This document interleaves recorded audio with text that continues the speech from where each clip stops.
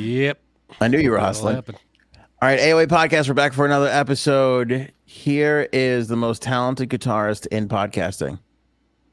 Where? Frankie C, ladies and gentlemen. How you doing, big dog? I'm doing all right. Took a little break the other day. I'm back. Was it a mental health break? Could have been.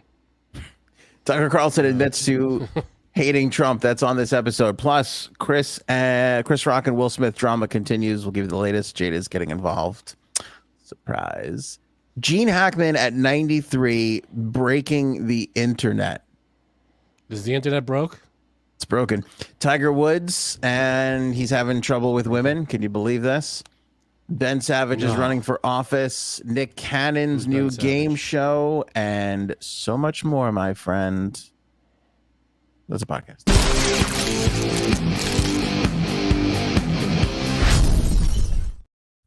As in Fred Savage's brother? Fred Savage's brother. That's right. As in Boy Meets World?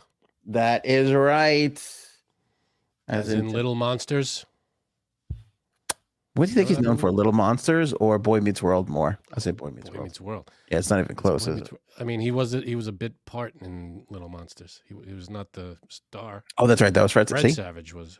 I mean, he was his little brother in the movie, but I just did it. I confused him. I did the thing. Tucker Carlson. Boy, it's been a heck of a 48 hours for our good old buddy Tucker Carlson. Can I just? I mean, everybody knows my feelings on Tucker, but he's a giant piece of shit. Continue. Well, thanks for getting that out of the way. Just wanted to put that up front. He's a dickhead. Look at Mercury 7 says Frankie looks refreshed. You do look. Thank you. Vibrant. Vibrant? Yeah. When I saw Frank, I go, "Did you get a haircut?" He goes, "No, I shaved." And I was like, I was close. It was on your face somewhere. Something. It was in your head. It's just it's a clean look now. Yeah, you're looking pretty stellar. Yeah, thank you. I wish you'd knock it down a little bit. You're making me look worse. Can only do what I can do. Listen, okay. Tucker Carlson admits to hating Trump. Okay, let's start with the first thing, because Monday, now I think it was Kevin McCarthy. Kevin McCarthy went ahead and gave Fox News exclusively all the unedited footage from the January 6th day. It was like 40,000 hours or 41,000 hours of tape. Yeah, which is crazy. It was. Which is crazy. Which is crazy from one day. You know, all the cameras, however many cameras were shooting. But it's weird because, I'm sorry if I'm jumping ahead. You jump wherever you got to jump, my friend. All right. So Tucker took it upon himself to take like 40 seconds of, hey, look, they're walking through the Capitol. Where's this violent insurrection? It's like, well, when you cherry pick the calmest moments, you know, it's like, oh, look, there's the Hindenburg taking off. It looks great. I don't see a disaster. What are you talking about? It's like, well, give it a second. No. Speaking of taking off, look, it's J Sabs. This is early, J Sabs. I'm concerned. Is everything okay? And also, speaking of disasters. Hey, I could have went that way. I went with the takeoff. I thought that was classy of me to do so. You bet your ass I was going to be here to talk about Tucker Carlson in this video. You hate this kind of stuff. I'm shocked that you're here. Only because, you know, I have my own ideas about this, but we'll see. I love to hear it. All right, let me go back and set the table, because Frankie jumped the gun a little bit. Let me go set the table. So they have all this footage.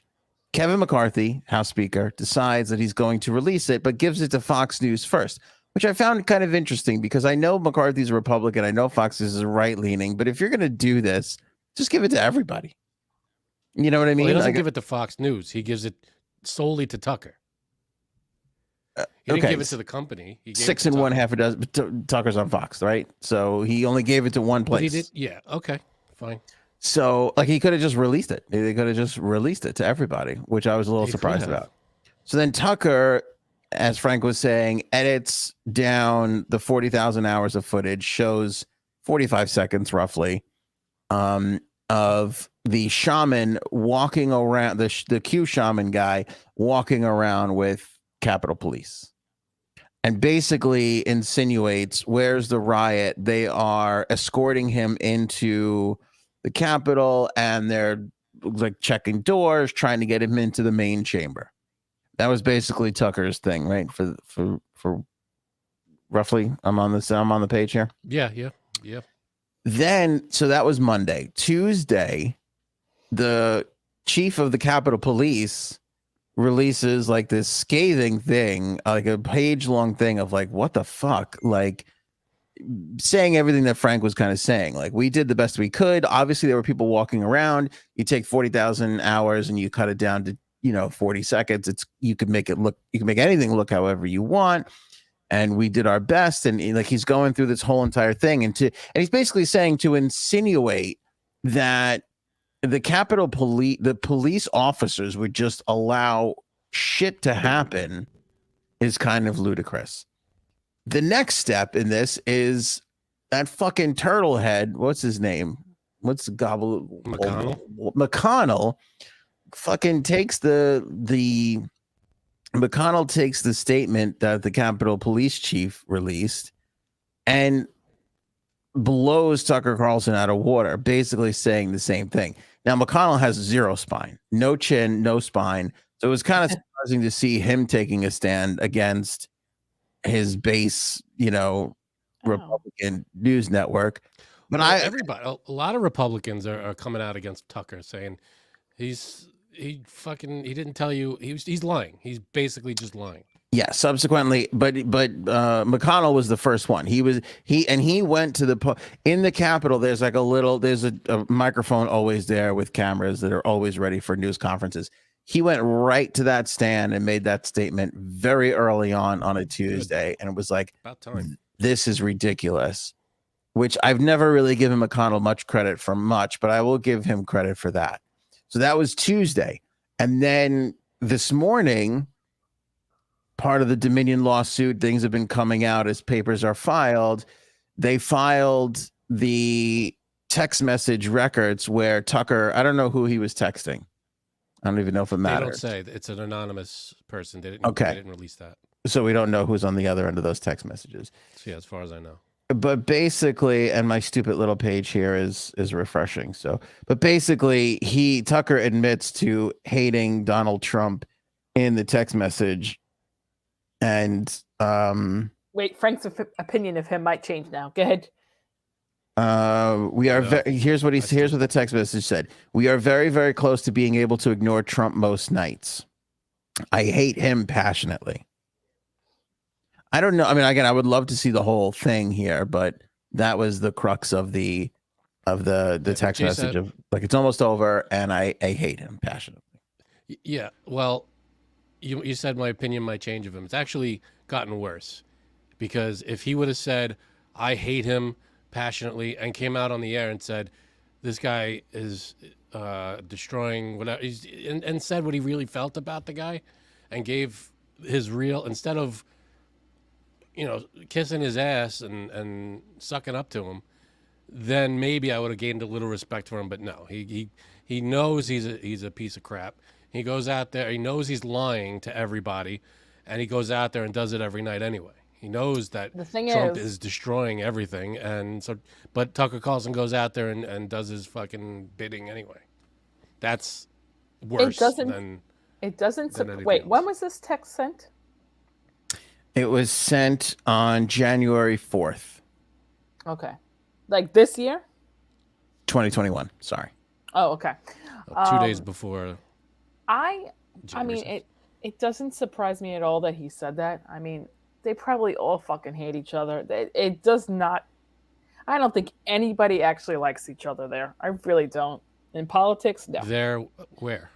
Anywhere in the government. Anywhere. Well, that's the point. Tucker's not in the government.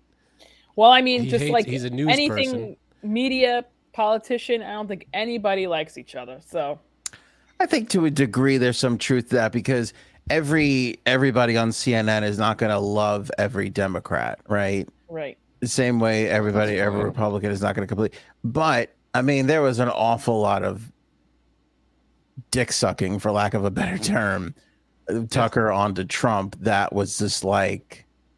You don't think he got pressured to do it from his job? That's a great question. So I grow a fucking pair of balls. No, because if you're getting paid that much money, you do what. So you lied to you get out there. Absolutely. They all lie. They all get paid. I think they all get paid to be this persona in the media. And I'd say probably 95% of the time, they're not really what they actually appear to be. I really don't believe, or maybe I just don't believe in anyone or anything, but I don't think that. But do you see a big problem with what he just did with the whole January 6th thing? I mean, I don't know, a problem, because you mean just releasing the tapes? No, the way he did a whole special about January 6th. Oh, I have the tapes. This is what they don't want to show you. And he showed, like, I don't know, 40 seconds or so of people just walking around calmly in the Capitol. And then he said, I don't see an insurrection. Where's all this violence that they supposedly happened? He actually called them tourists. He said, these are just tourists walking around and observing the Capitol and blah, blah, blah. That's how he spun. This was yesterday or the day before. That's how he spun January 6th. That's what he went on TV and told everybody. The thing is, he can pretty much say whatever he wants to say, and that's what Fox News believes in. So he's not going to go against what they have to say about it. That's not. Yeah, but you don't see a problem with that. It is. I don't see it. No, I don't, because that's what his job is. That's what his job is. His job is. You don't see a problem with his job? His job is to deliver the news. But again, it's Fox News, it's CNN, it's MSNBC. Whatever fits their narrative, they're going to do. That's it. But this is a blatant lie. This is people. See, I feel like I say a lot of the times what Janine says here, but why I think this is different is because we're so far removed from it. We are so far removed from the 6th that to do it now at this late state in the game, when it's all out there, like everybody saw everything that happened through the day. And even if you believe it's Antifa or it's the FBI, even if you believe some of these other things, to be like, here's my last ditch effort at like defending this idea that this wasn't a riot, is kind of crazy to me. I think he was trying to show that not everybody went crazy. I think what he was trying to do. I'm sorry to cut you off, Frank, but you know why I did it. I think what he was trying to do was discredit the investigation into that day. That's what he was trying to do. Yep. Number one, and number two, look at he showed one of the guys that's in jail for years now. He was sentenced to jail, and the guy, the shaman guy, the guy with the horns, he pled guilty. He pled guilty, and he's going away for years. And Tucker Carlson, look, this guy that they called the shaman, the leader of this whole thing, I don't see him being crazy. And when you take 40 seconds of an entire day's worth of insanity, you take the calmest 40 seconds and say, I don't see anything wrong here. Well, that's not what happened. We all watched it happen live. It was happening on TV. Everything, we saw people busting through barricades and breaking windows and breaking open doors and knocking down cops and getting pepper sprayed, and it was insanity. And for him to go, there was no insurrection, is just flat out is a lie. And the fact that people will believe it is what's disheartening. Paige, Robin, Paul, haven't you corrected Anthony's way of thinking yet? I left you for weeks. To which Paul responded, Paige, it's hopeless. Am I have bad thinking? I don't get what were you bad thinking about? I don't know. I think you were justifying it a little bit, the Tucker Carlson angle. Who, me now?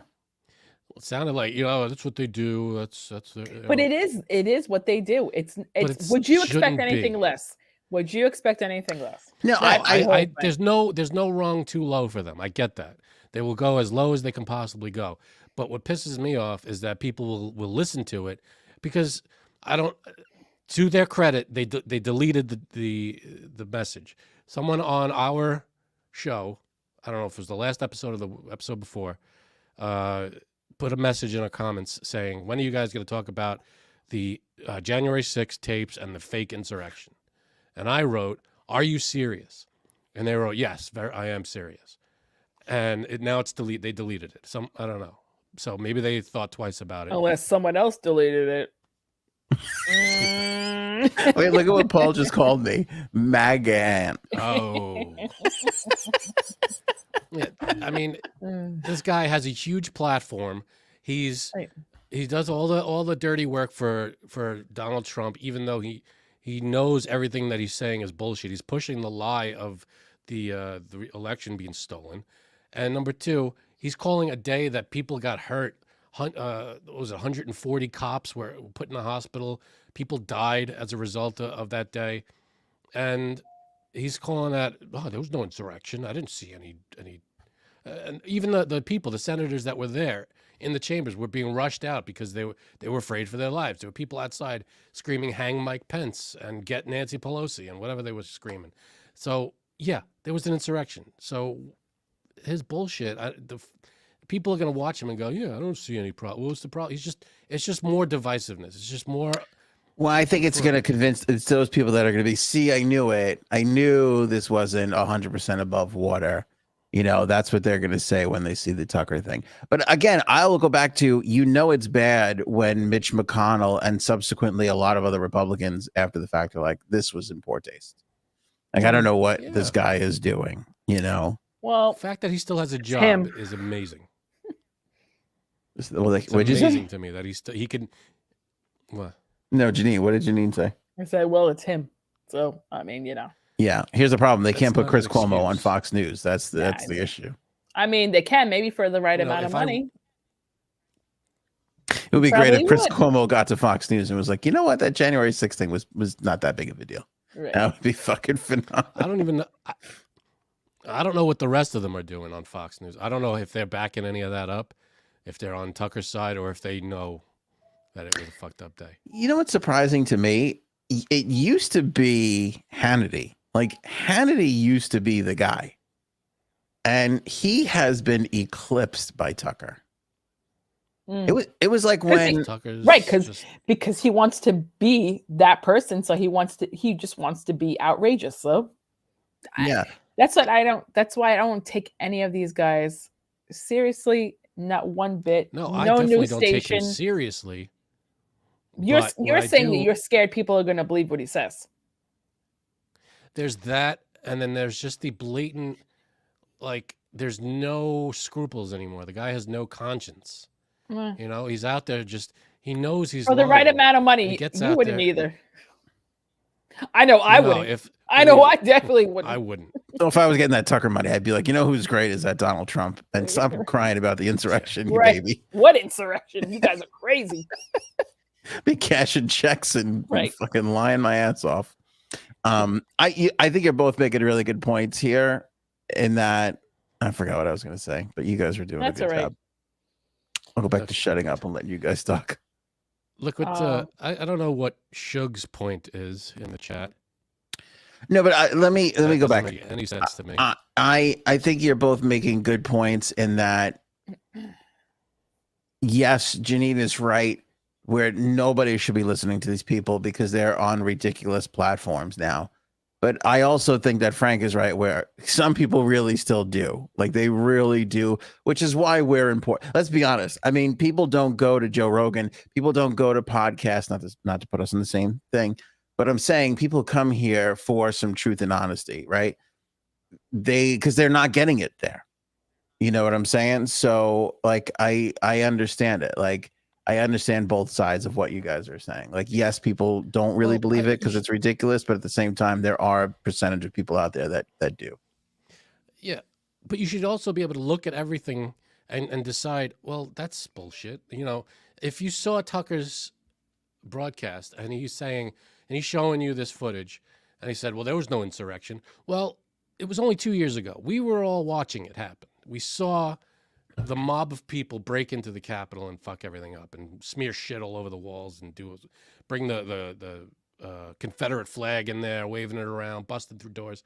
We saw it all happen. So as an intelligent person, you should be able to look at what Tucker's showing you and say, well, he got thousands of hours of footage and he cherry picked what he wanted to show you. Yeah. Well, because how listen, do people not see that? There were things throughout the course of that day that don't make sense and don't add up. There were times where the cops did open up barriers and let people by. But that, from my best estimation of looking at it, is because they were outnumbered and it was going to be overrun. Right. So, yeah, I'm sure they don't want to give up that space, but they know that there's more cops farther back. So to not risk the 12 cops that were standing at one barricade. Okay, that. But I mean, you did see cops. There was that other cop that I did see footage of a cop that was freaking out and he was just like, forget it. Open it. Like he was like having a, because instead of fighting them, which you're going to lose, he just went, all right, go ahead. Do what you got. Walk through. right. Instead of having them bust through the doors, he would open the door. It's going to, he was probably trying to, there was the one cop, I forget his name, but he was like the hero of that whole day. The guy that the hero of the day. Is that what you're saying? The hero of the day. It's a Metallica reference. So he was Italian or leading American hero. Oh, it's American. Go for a nice Italian hero. Little roasted peppers. But he was leading the mob away from the senators. He was like, oh, don't come this way, don't come that. And they were following him, and he was kind of steering them away. So, yeah, he wasn't throwing batons and he wasn't kicking and punching, but he was doing what he could to lead them away. So there was, I don't know, there was a lot of fighting that, I mean, if you look at outside, and once they broke in, there wasn't a lot of resistance inside the building, but there was some. All right, let's move off of January 6th. What is like, I think they definitely can move past this, but it's shocking to me because politics is really one of the only places where you can. As Paul points out, Trump and Tucker were laughing with each other at the golf tournament last year. I mean, if you're Trump, you need Tucker. I actually think that Trump needs Tucker more than Tucker needs Trump. Because I think Fox, and I think even Tucker thinks he could make a new candidate. I think Tucker's sitting in a room somewhere, counting his Swanson dinner money, laughing to himself, jerking off to bow tie porn, going, I could make Ron DeSantis president if I really want to.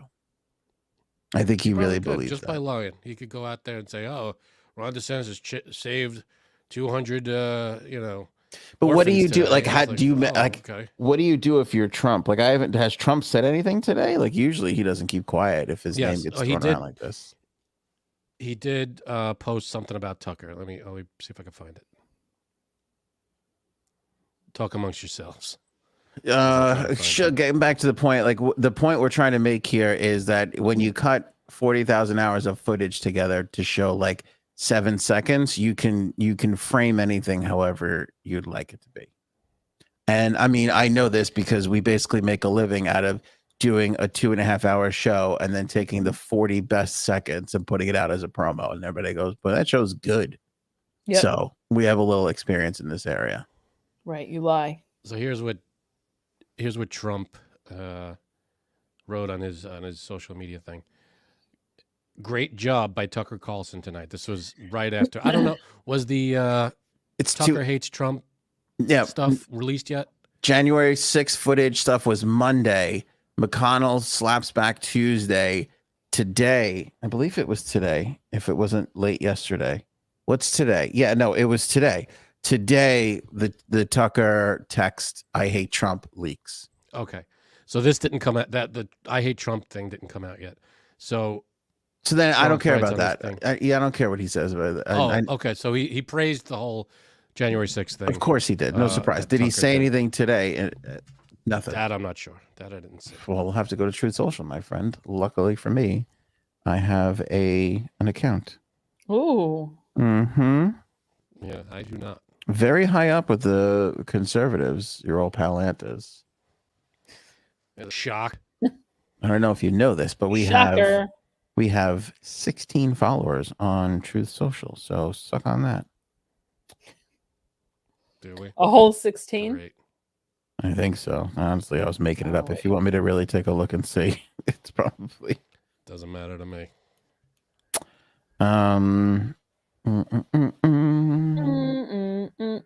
Let's see. 4 hours ago, has anybody noticed? Oh, he's complaining about TikTok. In the states of ballast harvesting, great numbers in New Hampshire. That was 23 hours ago. So he has not said anything about Tucker. Okay. He's sticking with his TikTok's a bad thing, though. Oh, really? And he's still, yeah, he's EVH. J Sabs loves a shocker. Oh boy. Roommate? Roommate. You think that's your roommate's burner account? Definitely. You think he gets bored with talking about the fucking election and everything? You know what? Doesn't seem to be. You know what? Did he do this on Chris DiStefano's podcast? I can't remember. But who's the guy who likes to whack off? Louis C.K. Mm-hmm. Louis C.K. was on a podcast, and he said that he is close with somebody who was close with Trump. I saw this. You saw this? Do you believe it? Yep, I do. You do believe it? What did he say? So Louis C. Do you want to tell what he said? No, you say it. Louis C.K. said, I know somebody who was close with Trump, and this person and Trump spoke. It was a couple of days after the election or a week or whatever it was. But he said to Trump, he goes, how long are you going to keep this election was rigged thing up for? And Trump was like, I don't know, maybe another month. It's playing really well. Like he was like he didn't believe it, but he was like, everybody seems to be pretty fired up. So maybe another month or so. That's why it's all con. If you look at the 2016 election, he was getting ready to do the same thing. Reading right up to the election, it looked like Hillary was going to win. So before it was right up to it. It's all rigged. They're all rigged against me. Watch us do, watch all the numbers come in. It's going to change it, blah, blah, blah, blah, blah. Then he wins. So he dropped the whole it's rigged thing until the next election. When it's all rigged again, he's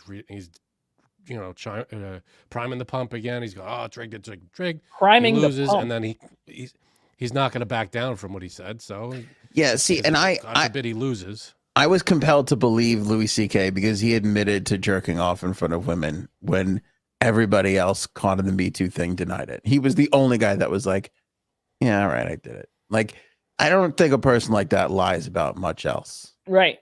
You know what I mean? Like, if you're going to admit to that, you're not going to tell a lie about the guy who knows It Trump, is a little bit of a game of telephone, though. A little bit. I know a guy who knows a guy, it's like, maybe. But I don't. But, I mean, this is hard for you. It's hard for you to say because you hate him. In my heart of hearts, that sounds like what Trump would say. Like, I think this is all a TV show. If I hate him, I would believe what Louis C.K.'s friends said. No, but I'm saying I don't think you can give a fair, an unbiased opinion because you just hate him. Like, but in my heart of hearts, Trump is just this is a big TV show to him, and he's just having a good. That's why time. I hate it. That's why you say, oh, you just hate him. You just hate him. It's not I just hate him. It's I hate this. He really hates he has him over everybody.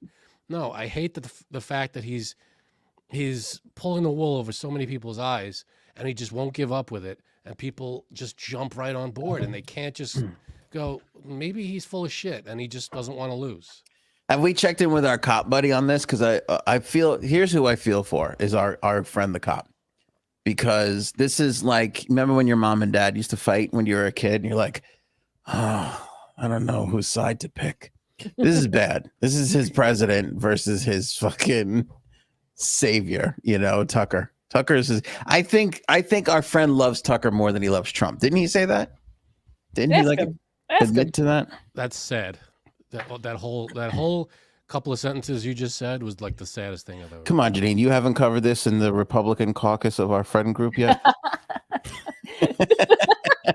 I know you. I wasn't expecting just you and our cop friend. Just you and him in that one thing. Think honestly, a lot of people watch Tucker to get a laugh. I'm not kidding around. I really do think that a lot of people just watch him to get a laugh. Show. It is. People are tuning into Tucker for comedy. Well, I think bet that. I think a lot of people, and this is based off of our good buddy the cop admitting to this or saying this. It's not so much the love for Trump as much as it is the disdain for liberals. Racism. Okay. It's the racism, the xenophobia, the misogyny, all that stuff. Is that what they like about it? What, Tucker Carlson? Well, what do you want?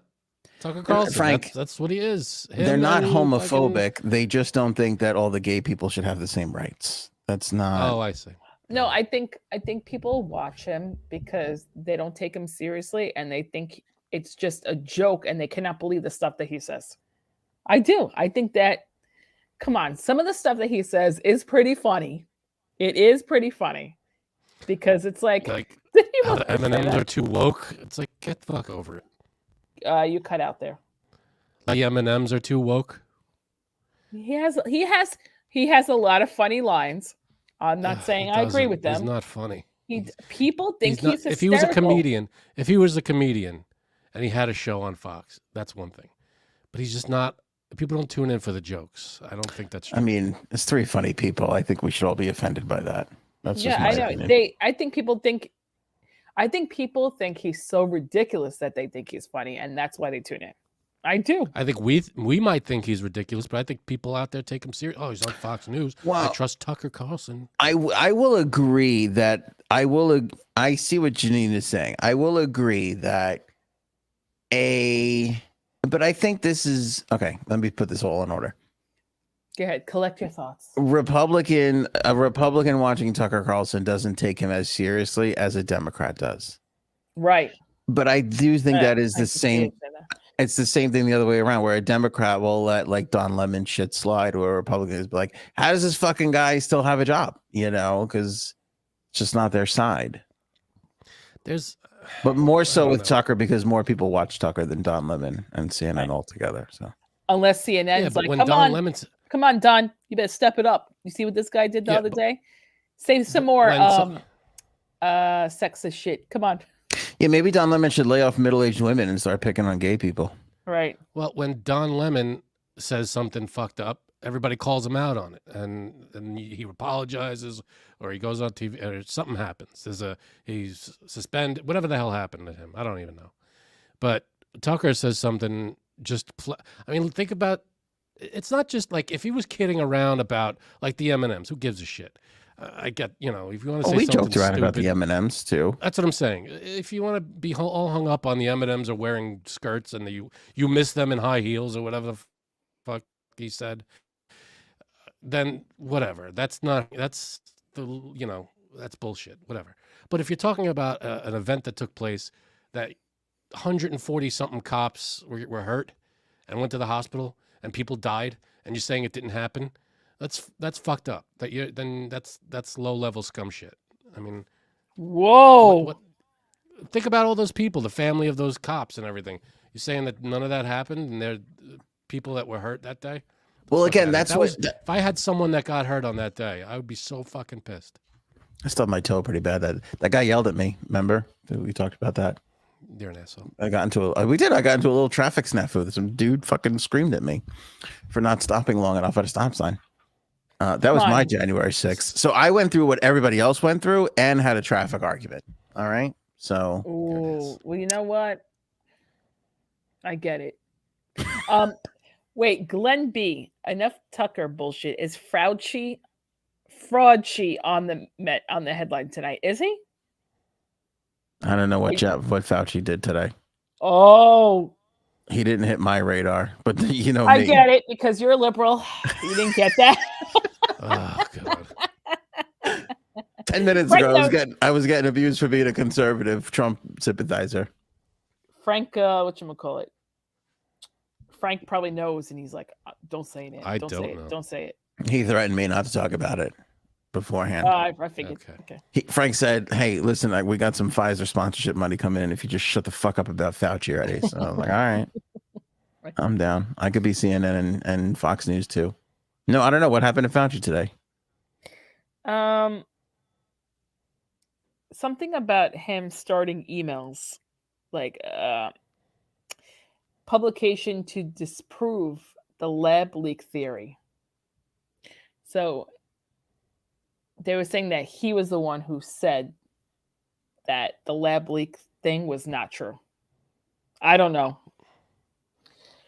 I don't know. Okay. Yeah, I think he was fighting that theory when he was arguing with the Rand Paul. I think he was saying that.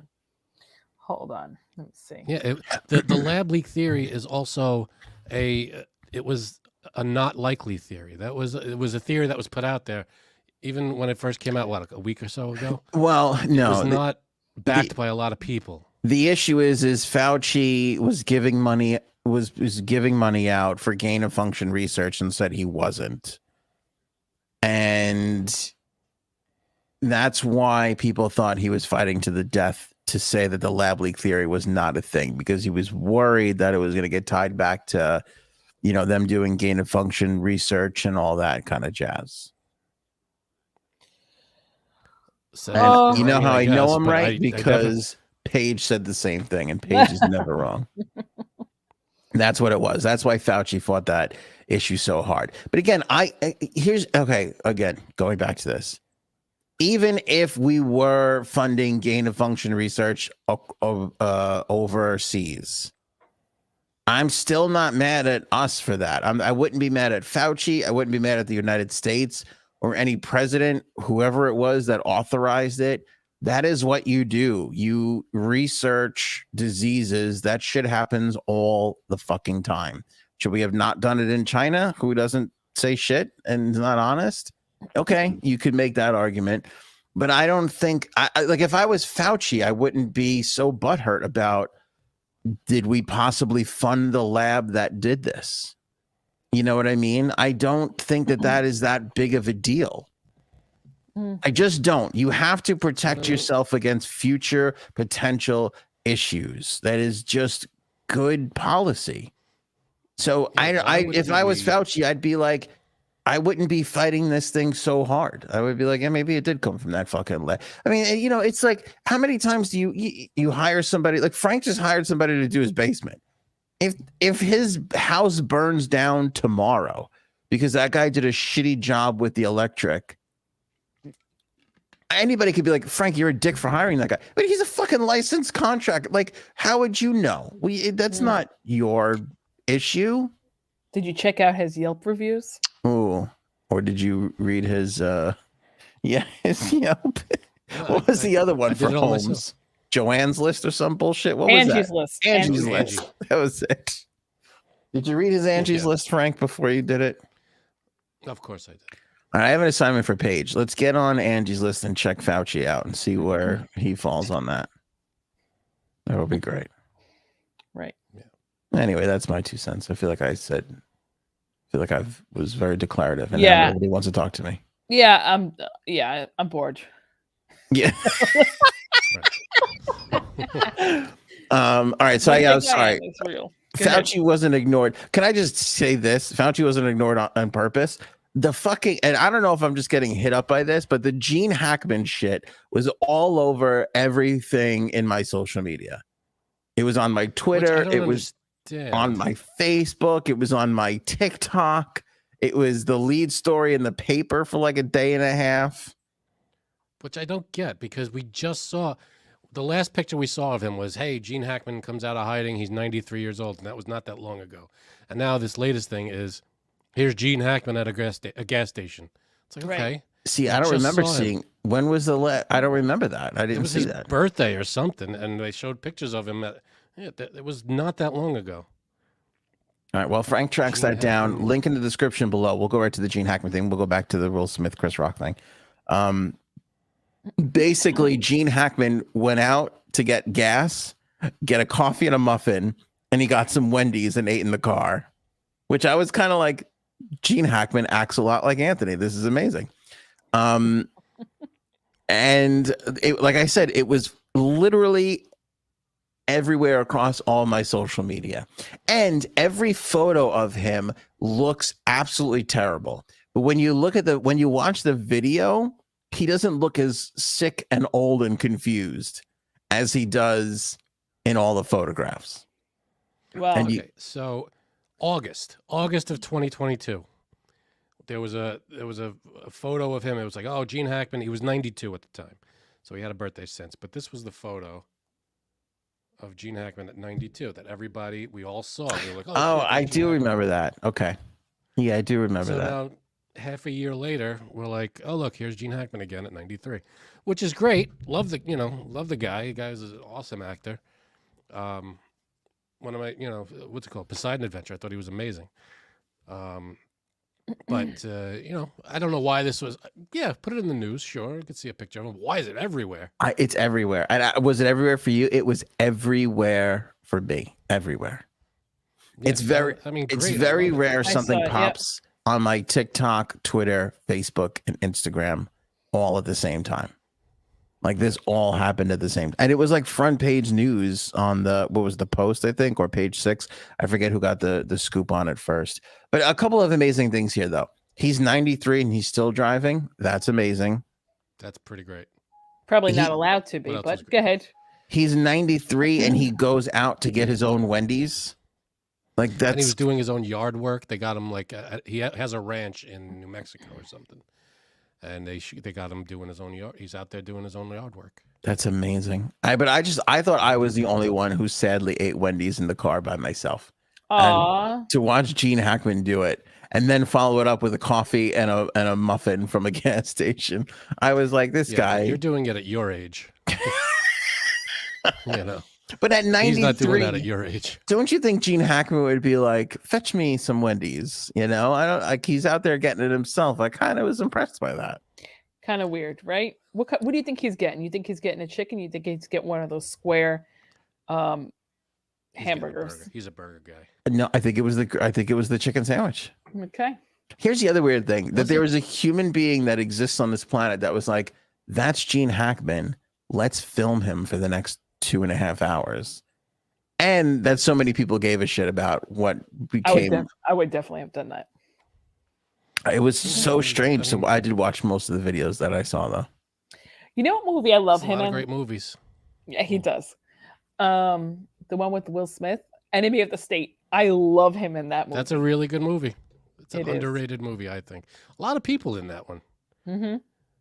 I don't think I saw that all the way through. Royal Tenenbaums. Did you ever see the Royal Tenenbaums? Royal Tenenbaums is good. What's the best? What's the best Gene Hackman movie? You can only pick one. Do you want me to read some Gene Hackman movies? Yeah, that's what I'm looking at. You know what I didn't realize? Poseidon Adventure is my favorite of his. Honestly though, I didn't realize how big of a Gene Hackman fan I fucking love Gene Hackman, and I had no idea I loved him this much. That happens to me often though, where I'm like, I like Gene Hackman, and then I'm like, actually, no, I think I fucking love Gene Hackman. Like he's been in Hoosiers. So much great shit, yeah. But obviously the Birdcage. The Birdcage. Oh, he was great in the Birdcage. What's the one? The Replacements. The Replacement. This is Keanu impossible. Reeves. You can't just pick one Gene Hackman movie. This is fucking crazy. Superman. Right. Just going on his Superman. IMDb. Can you take a guess? Can you take a guess what year his first IMDb appearance is? 61. Oh, shit. I'll say 71. Frank's an asshole because it's 1961. He definitely looked. He peeked. Yeah, I know. Piece of shit. No way he knows that. I swear I didn't look. I swear. So by now Frank's a cheater. Hello. Okay. Frank, it's not fun to play these games. Question. It's not fun to play these games if you're going to cheat. I'm sorry. But I think my all-time favorite is probably the Poseidon Adventure. He was great in that. All right, let's start with that. The Poseidon Adventure in 72. Young Frankenstein in 74. I'm going to skip here. I'm going to skip a little bit. He's only in one scene in that movie, but still great. Skip only movies you actually watch. Okay, go to the 80s, 90s now. All right, A Bridge Too Far in 77. In 78, Superman. Oh, he was great. Lex Luthor. He's a phenomenal Lex Luthor. Superman 2 in 80. Reds, Eureka, Under Fire, Two of a Kind. Let's see here. Hoosiers in 86. Superman 4 in 87. Mississippi Burning in 88. Let's see here. Unforgiven in 92. Oh, you're going in order. Unforgiven is huge. The Firm in 93. Wyatt Earp in 94. This might be one of my favorites of all. 95 was a good year for him. 95, he did Crimson Tide and Get Shorty. That's what I was thinking. Oh, God. And then he followed up in 96 with The Birdcage. Beautiful. Enemy of the Estate came in 98. And I am skipping films here. In 2000, it was The Replacements. The Mexican in 2000. The French Connection. I did skip the French Connection. The Mexican in 2001. The Royal Tannenbaums in 2001. Behind Enemy Lines was 2001. Runaway Jury in 2003, and Welcome to Mooseport in 2004. He was even good in that movie, and that was a shitty movie. He doesn't phone it in. He brings everything to it, every role. No but he plays Gene Hackman in every movie, and it's still good. Kind of. But he's still great. You know what I think I skipped? The Quick and the Dead. Oh, Quick yeah. and the Dead. What was that? Oh, that was a good Heartbreakers? one. Did you say that? Janine, you said The Quick and the Dead was with Leonardo DiCaprio, Gene Hackman. It was the gunslinging. Yeah, I don't like. There's a few westerns he's got in there. I don't like Western movies. I think they're horrible. You know, I don't love Western movies either, but that was a good one. And that was one I could sit through. Okay. All right. I like jokey Western movies, like Back to the Future 3. You would. Thank you. Young Frankenstein, Heist.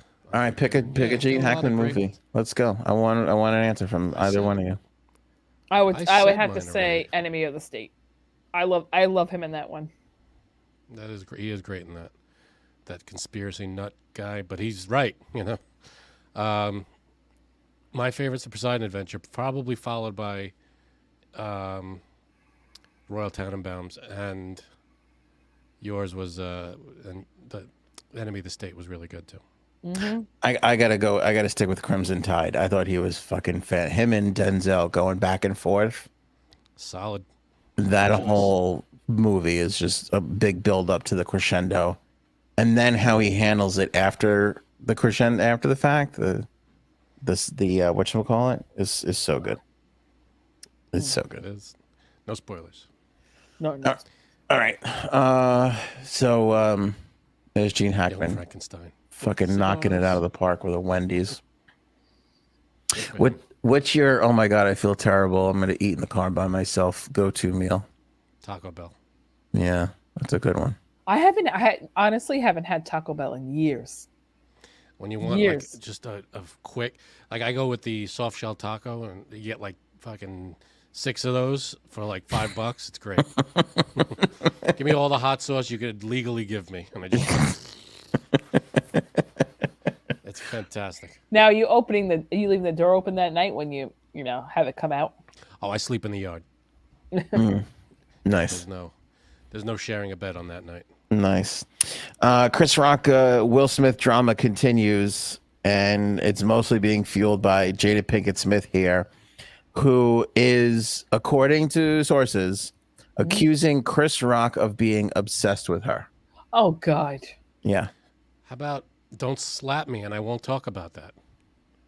Yeah. Well, I mean, The guy Jada has a didn't right to slap talk him. about- No, but the guy has a right to bring up what happened to him. Yeah, people are saying that that Chris Rock has been obsessed with her for over 30 years. Ew, no. This is what I mean. She thinks way too highly of herself. Way too highly. I'm sorry. Well, what is she saying? Like, is there any? No, Proof again, or it's anything? a take talking to, so take this for what you will. And also that she was shocked at how many times Rock referred to her as a bitch. Well, she is a bitch. I think Thank she you. likes being a bitch too. Anyway, so He said in this, and I watched this stand up. He said they used to be friends. They used to get along, and then this shit happened. It's like, what the fuck? Yeah, I saw a couple of photos of them like together back in the day, and it honestly made me sad a little bit because Yeah, they did all those Madagascar movies together. They were in. I forgot about the Madagascar movies that they were in together, but also like for what Chris Rock said during his special that like he looked up to him. Like that really made me kind of feel for him a little bit. yep. Yeah, I'm Team Rock on this one. So we put a blog up on AnthonyOnAir.com yesterday you guys can read all about it, because the kid that she was banging, her son's friend that she was banging, again, another thing where it's like sources, he basically was, the source said that he loved the Chris Rock special, and he was laughing throughout the whole thing, and that Chris Rock got it 100% right. Yep. Wow. Yeah. Well, it was all, everything he said was well known, right? I mean, when he said that they were sleeping together, that was like they brought it up, right? Didn't they come out and say that that's what happened? That's what Chris Rock was saying in his special, yeah. Yeah, so it's not like he made any of that up. He said in the special, he's like, I wouldn't talk about this, but they brought it up, so now I'm talking about it. So I don't know what she says something, he repeats it, and then she says, well, what are you bringing that up for? And it's like, if you're going to slap me, this is the repercussion. Yeah, so when we were writing the blog, and I just put it in the live chat for everybody, share that around if you can. When I was putting the blog together yesterday, I went back and I watched the Red Table where Will Smith and Jada Pinkett Smith get together to talk about what had happened. And there were so many things that I had forgotten. Like, this was in the middle of the pandemic. So it was 2020 and all the shit was happening. And like, it was August. So the initial wave had kind of calmed down a little bit. Right. But still, I mean, it was in August, we were already talking about this is going to get worse in the fall. And this was a story that had like taken off. So it wasn't like a regularly scheduled show. It had gotten so, the height of the rumors had gotten so bad that they felt the need to like come together and talk about it. Right. But even watching it again, and it's 15 minutes, it is so uncomfortable watching Will Smith, who is clearly teary-eyed and had clearly been crying before they got started. Damn. I want to watch that. Yeah, I don't know if I put the link in this thing. I might have. If I didn't, I'm gonna fix it and put it in there. But there was that, and it was the point of like, you look at him and and we did a podcast on this at the time. But you look at him and you see a man who's clearly broken, crying, visually upset, and you look at her and her makeup is perfect. Oh, she does not look sad whatsoever. There is no anger in her at all. She definitely was not upset. Oh my God. I watched the whole thing and I go, this poor man. Like, this poor man. He had to sit at this table and talk about his wife fucking his kid's friend, not even his kid's friend, but somebody they all knew and they like all took in as a family. I can't imagine why he would agree to that. Like, why wouldn't he say, let's talk about this privately? This is something I don't want to be in front of a camera for. She has a hold on him. Yeah. And the way that they were spinning it was that they were on like a break, and that they were on a break, like, and they basically said like, oh, Will never gave like his consent for it, but exactly. You just look at it and you just go, that's not how it happened. There's just no way. This wasn't the Will was finding out for the first time in that moment, right? He knew this, and they were right. What they said, if you again take it for what you will, was that it was years old that they had broken up. She had this fling, and then they got back together, and they put all that stuff behind them. But when you look at him, you go, there's just no way. It's like, he's mad in the interview. Like, he says, I forget what he says, like, I was going to leave your ass, or I was going to kick your ass to the curb. Whatever he says, and the anger in it is so like if I'm in the room and he says that a minute and a half in, I go, we have to stop this because he's gonna flip this table at some point and he might hit her. Like, that's the vibe that I get watching it. Man. Well, you know, he's a powder keg, and he exploded at the Oscars. That was one of the moments. That was it. You know, he was all built up. It was bottling up. And then this, I don't know what specific moment. I guess her facial expression triggered it, because we didn't see, he was laughing at the joke. that Chris Rock made, so that didn't do it. So it had to be maybe he looked at her, saw she wasn't happy with the joke, and then that just made him lose his mind. I do think that's what happened. I think he looked and was like, and she gave him a look like, what, you're not going to say anything? And he got embarrassed again. He got embarrassed again in public. Yep. Like he was laughing, having a good time, and he looks over at her and she gives him that look, like you just said. And it's like, the thing that enraged me the most out of all this, which I got so mad at this, I might actually slap Chris Rock the next time I see him. She says these two things, according to this source, which I truly believe came from her. Like, I don't think this is some person in her circle talking to the paper. I think this is her calling her publicist saying, tell these people a source said this. Because she said, Chris Rock's been obsessed with me for 30 years. I can't believe how much he called me a bitch, but I'm not about the drama. I'm moving on. Oh. Wait, I'm focusing on my book. Oh, God. Oh, man. Like, you piece of shit. Like, on top of everything else, now you're going to profit off of this? Right. Yeah, this is playing right into your whole thing. Like, you're not pissed at Chris Rock. You're glad I'm sure she's probably happy that it came up again a year later, because now it's just adding some fuel to the fire for her book. Paige said it right. She is gross. It's just it's a blatant attempt to make money. It's a plug. This is spousal abuse. Like, somebody needs to get him to a shelter, because she not only fucked the family friend, she made him sit at her stupid fucking Facebook show and talk about it, and now he's gonna have to relive it again when this book comes out. Yeah, and she's not gonna stop there. She's not going to stop there. She's going to put out a fucking movie or a friggin', Lifetime miniseries or some bullshit. She's going to sell this again. Of course she is. I really do not like her. I could tell. She is on my list with Hitler and Osama bin Laden. I'm not going to get into order, but that's the side. Good Lord. She's on the not great side. I mean, I agree. Well, she's definitely fucked up. She ruined Will Smith for all of us. Now we'll never see him at the Oscars ever again. 10 years. Speaking of which, Tiger Woods is in trouble again with a female. Do you think some guys just have bad luck with women, or just are shitheads, or how does this work, do you think? Yeah, I don't know if it's luck as much as it's, you make it. What happened with Tiger? It's just, I'll tell you this story, but it just seems like he's always in some kind of crazy hot water with women. With a woman, yeah. Mm-hmm. Yeah, I don't think it's luck as much as it's,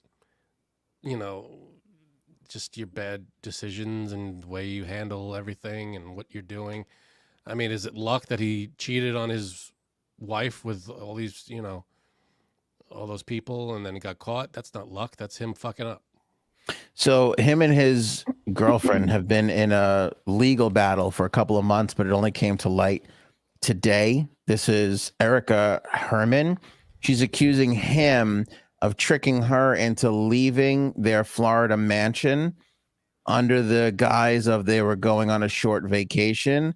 And then he locked her out of the house, like during the middle of their battle and split. Ooh. Yeah. Damn. Yeah. This all came to light today. She's 38, by the way. And she's trying to get the non-disclosure agreement that she signed back in 2017 tossed out. Isn't it weird when you have to sign a non-disclosure agreement to date somebody? To date, yeah, that's fucked up. That just means you're sitting on a boatload of money. Mm-hmm. Yep. Back in your Dorian Gray. Back in October, Herman filed a landlord complaint. Christian Gray? I don't know. Christian Gray. A legend. Who's Dorian Gray? Isn't that I think that's the guy with the. It's that thing with the picture, the painting that ages, but he doesn't. I think that's who I was talking about. I think you're thinking of Dora the Explorer. That's probably it. I've never seen her age a day. By the way, how old is Bart Simpson now? I feel like he should was be 10 when it started. 32, He was 26 10 when it years. started. So how many seasons is it going now? 35, 34? Yeah. No, is it really? So wait, it's 2023. It started in 89. It did not start in that's, 89. That's 34. Yeah, it did 89. I thought it did. Well, 89 on So the that's Tracy 34 Ullman years. show. Yeah, he was 10, so it's 44. He should be 44 now. He's gonna. Bart Simpson's gonna get into AARP soon. It's amazing. Right? He's It's older like- than we are. How do you end The Simpsons, Frank? What do you like? You don't. But for real, like nobody was happy with the Sopranos. It's very rare people are happy with endings. How are you gonna end True. The Simpsons? I don't know, man. It's rough. There was a theory. Can I get into a little theory? Yeah, who gives a Fan shit about theory? Tiger Woods? This is more exciting to me now. So back in like the third or fourth season or something, there was a theory that there was an episode. It was an April Fool's Day episode where Bart really he couldn't get Homer. Homer kept getting Bart, and Bart tried this one thing that ended up putting Homer in a coma. He shook this beer can, he put it in like a paint shaker, and then when Homer went to get the beer, it exploded, and it put Homer in a coma.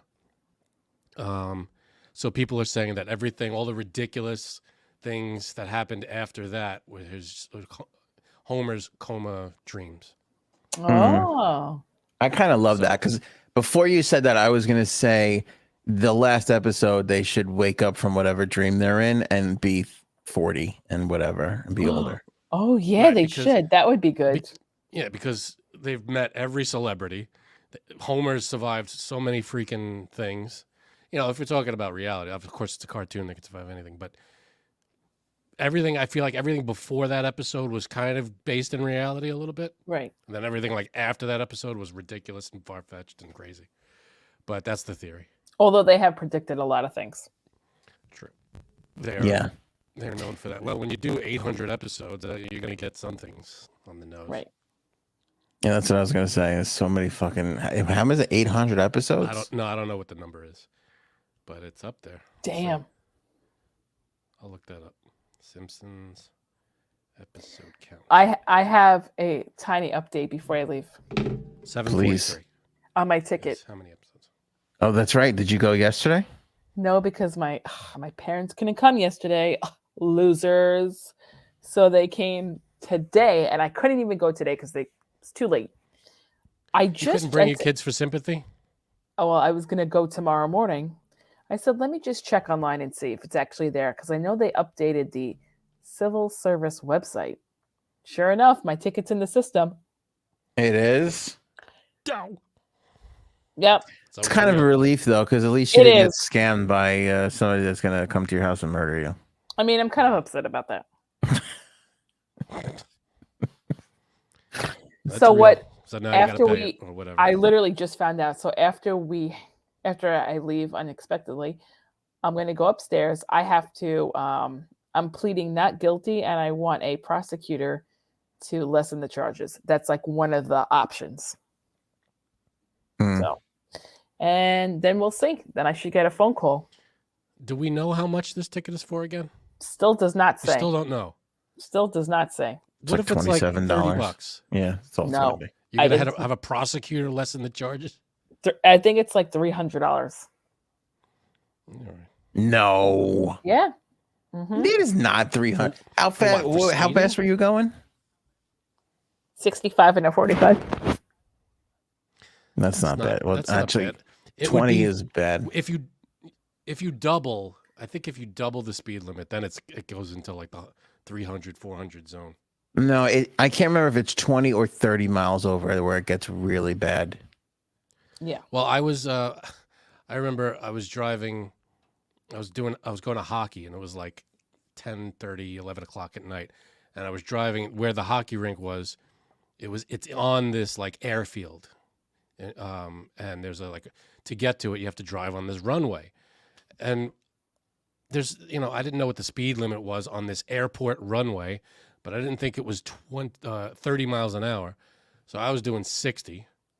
Cop gets me. He says, not only were you doing double the speed limit, which adds to it, but you're on federal You're on a federal land, So that it was like $400 this ticket. I was like, oh, great. Fuck, was it really? So something like that. It was a little under, maybe 3 something, but it was up there. That's because it was what's that Navy base that it is there? The they call That's it what it was. Floyd Bennett Field. Yep. Oops. So I was driving there, 10:30. They got me doing 60 in at least a 30 or something like that. So I was double the speed limit and on federal property or whatever it was. Ooh, you should have just gave a guy a hand job and that's it. Yeah, you should have gave the guy a hand job, Frank. Hey, if I'd known what the price of that ticket was, maybe. That's where we lost the game. No, I don't know. Floyd Bennett Field is where my father served in the Navy. Really? Yeah. Right here? Did he? Yep, that's where he served in the Navy. So he was from Ozone Park, and he drove to his naval service every day. That's hilarious. And I remember thinking, so they build this whole sports facility, soccer fields, hockey rinks, and we go in there. And I remember saying to him once, like, Dad, how cool is it that they built a hockey rink where you were in the Navy? He goes, yeah, real cool. I'm glad I did all those fucking push-ups so people could skate around on the rink. He used some other choice language that I'm not going to repeat here today, but it's so weird to see that area now, like because you have to, when you go in, it's crazy because there's the hockey rink, then there's like a mile of abandoned barracks, hangars and barracks, buildings and stuff, and then that's where you have to enter. So you have to go down past all that, go into the base, and then come all the way back to get to the hockey rink. And to see all those abandoned buildings, it looks like you could film a haunted, a horror movie there, because it's crazy. Although the buildings are like overgrown and it's weird. Well, we'll see after I do this login thing and see what they say. Are you going to give the cop a hand or the judge a hand job to get out of it? Like, I mean, you can't give Frank that advice and not be prepared to do it yourself. Absolutely. What if it's a female judge? Guess I'm going to have to do her hand job too. Judge, can I see you in your chambers, please? I'm annoyed though, because I was like, maybe there's a slight chance that this wasn't real, but unfortunately, as usual, I get fucked, and not in the good way. This is a good thing from Paige here. Do you feel older because Gene Hackman is 93 or because Bart is 44? Ooh. The Bart thing is probably worse. Gene Hackman always was old to me. Same here. Even in his early days, he just looked. He's just old. That's it. Yeah, but he's one of those guys like Nicholson too. They made it to like 58 and then stayed 58 for 30 years. Right. That's true. Like Gene Hackman went from 58 to 92. Yeah, I agree. He looked 58 for a long time. You're right. Yeah. And then it was like, holy shit, he's 92. Like Steve Martin is the same thing. Steve Martin at like 26 was 45. And then was just 45 for 30 years. Yeah, he plateaued.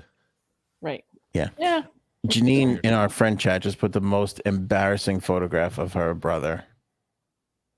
Is this fucking leisure suit Nick here? What is this? This is why he has a gambling problem, right? When you dress is this communion?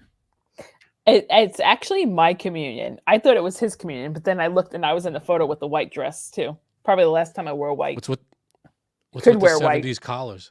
When you dress your child like he has a gambling problem at fucking 9, like that's it. I'm not going to show his face, but can I show the photograph? Yes, but I think it looks more like a Saturday Night Fever. He looks like John Travolta. That's the exact thing John Travolta wore. That's horrific. I mean, who puts their child in a leisure suit like that? Well, it's funny. I'm gonna say what he just wrote, which is 100% true. Number one, I look ridiculously good for someone who doesn't believe in God on his communion day. So he doesn't even have it. I mean, are you right or is he right? Because this is conflicting stories. Is it your communion or his communion? Oh, it's mine. It's mine. But now I can't find the original photo. Put that up again. I can't find the original photo, and I'm in it with my white dress. It's the same fucking suit. It's the same thing. That's perfect. I mean, that's pretty fucking dead on. Like he's got no chest hair, yet they've got that suit down up to I chest know. hair level. What was my mother thinking? Oh God. She was thinking, "I was some priest come molest this child, please." Oh God. She fucking walked him into church that way. Dear Lord. I work for hours on my hair, and he hits my hair. Yeah. Mm-hmm. Embarrassing. Yeah. Now he's trying to take me down a peg because I didn't want to wear a fucking romper. But you know what? I bet you both wore the same thing for your communion, and you looked exactly the same. No, I looked really good.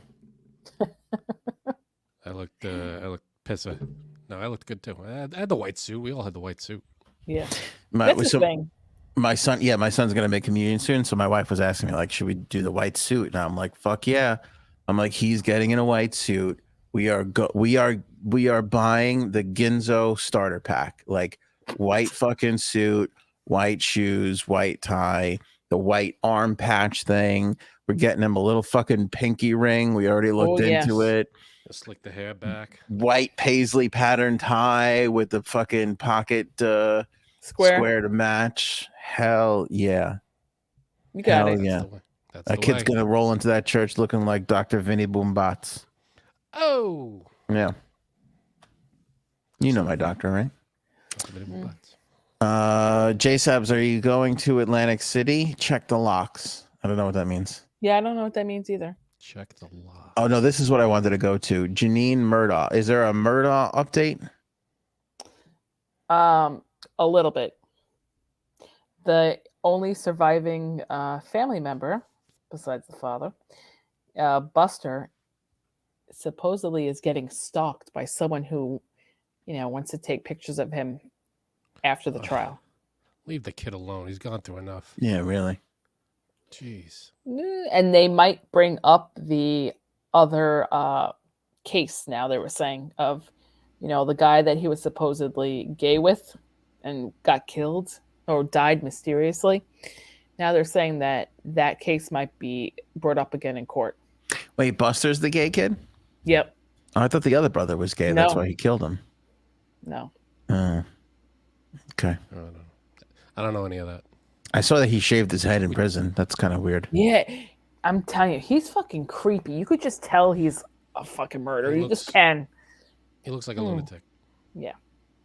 Yeah. And I thought I read somewhere else that he was like a sexual predator? Probably. Like a deviant. Like he was like cheating on his wife and all kinds of shit. Weird stuff. I don't know. That's who I thought was. I don't know anything about these trials. I haven't watched any of them, but I thought the last time we talked about them, I thought he was the one that was having the gay relationship. The father.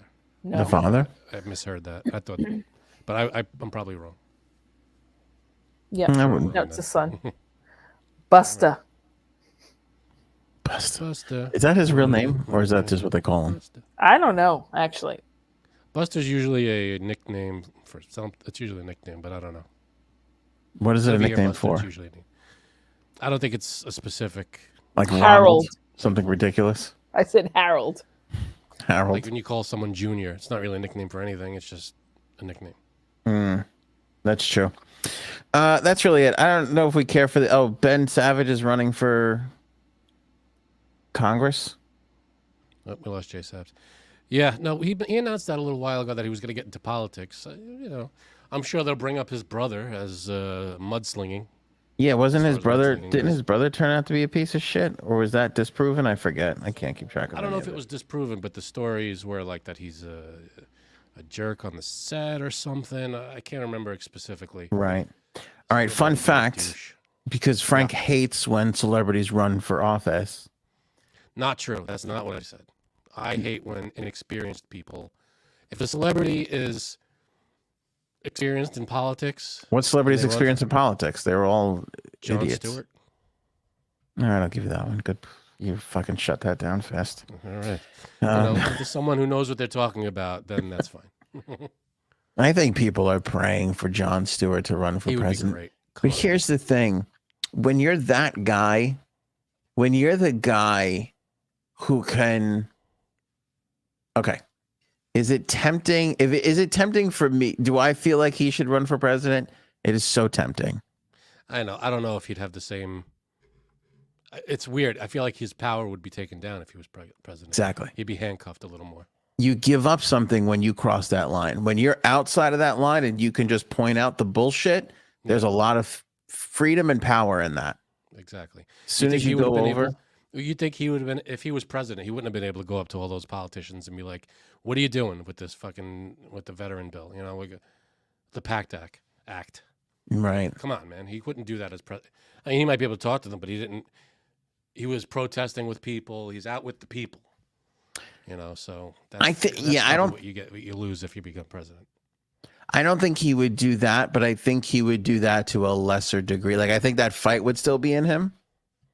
But I think when you become president, you say to yourself, I can't be out on the lawn picking fights with people. It's just not dignified for the office. Well, not even that. I don't think he'd be allowed to, safety-wise. Yeah, probably not. He wouldn't be able to, he'd probably have Secret Service reining him in. Like, we can't have you running into crowds and talking to people like that. You could do meet and greets and things, but you can't be leading protests. Yeah, but you know what, though? All of them at one point or another, like Obama was actually kind of famous for this, of being like, I'm fucking going for a walk today. Like, I don't give a shit. Like, I think they all have those meltdowns where they're like, enough. I'm going to fucking walk through this park on our way back to whatever building they're going to.